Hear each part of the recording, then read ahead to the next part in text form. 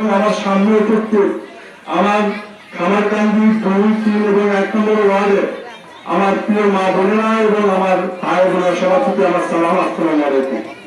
আমি শুধু সংক্ষিপ্ত একটি কথাই বলবো, সেটা হচ্ছে যে রাজাপুর ইউনিয়নে আমরা বরাবরই যতবারই সংসদ নির্বাচন করে এসেছি, আমরা এই খামারকান্দি যে সেন্টারটা হয়, সংসদীয় যে সেন্টারটা হয়, এই সেন্টার থেকে আমরা বিএনপিকে সর্বোচ্চ ভোটে বিজয়ী করে থাকি ইনশাআল্লাহ।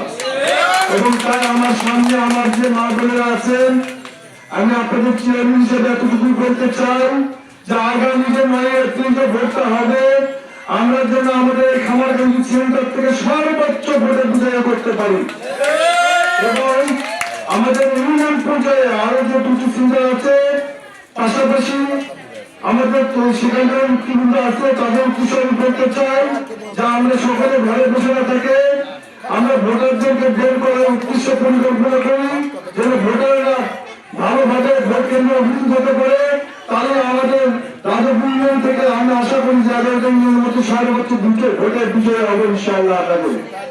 পরিশেষে আপনারা ইতিমধ্যে জানেন যে আপনাদের আমাদের পার্শ্ববর্তী সাঁতারা ইউনিয়ন, আমাদের পার্শ্ববর্তী সাঁতারা ইউনিয়নের একটি ওয়ার্ডে ইতিমধ্যে কিছু কমিউনি কার্ড বিতরণ হয়েছে। এটা পরীক্ষামূলক। ইতিমধ্যে আমাদের প্রিয় নেতা বাদশাহ কিন্তু বলে গেছেন যে ডিসেম্বরের মধ্যে আমাদের কমিউনি কার্ড পুরো দিনে শুরু হয়ে যাবে ইনশাআল্লাহ।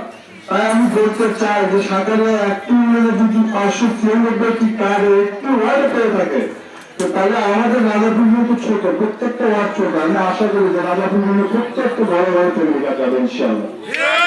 আমি আপনাদের উদ্দেশ্যে বলতে চাই যে আগামী 9 এপ্রিল আমরা যেন বিপুল ভোটে বিজয়ী করে বাদশাহকে বলতে পারি যে আমরা রাজাপুর থেকে সর্বোচ্চ ভোটে আপনাদের বিজয় করেছি। তাই আমাদের রাজাপুর ইউনিয়নের ভিতরে আপনাকে সুনজর দিতে হবে।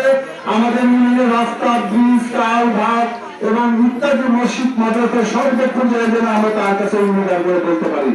যে এই আশাবাদ ব্যক্ত করে আপনাদের সকলের দীর্ঘায়ু এবং সুস্বাস্থ্য কামনা করে আমি আমার সংক্ষিপ্ত বক্তব্য শেষ করছি। আসসালামু আলাইকুম।